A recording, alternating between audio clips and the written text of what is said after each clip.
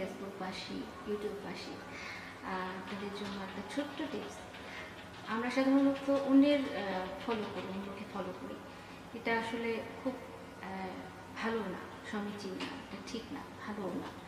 আপনি সবসময় নিজেকে ফলো করবেন, কারণ আপনার তুলনা আপনি।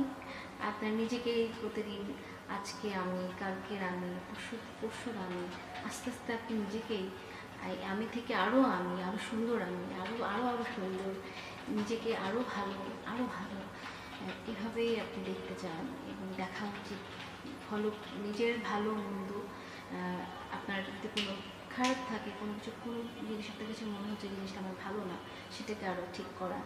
এবং নিজেকেই আপনি মনে করতে হবে কালকের থেকে আমি আজকে আরও বেশি ভালো লাগছে, আগে যেমন ছিলাম তার চেয়ে আমি আরও বেশি ভালো হয়েছি। কম্পিটিশনটা নিজের সাথে করতে হবে, অন্য কারোর সাথে নয়।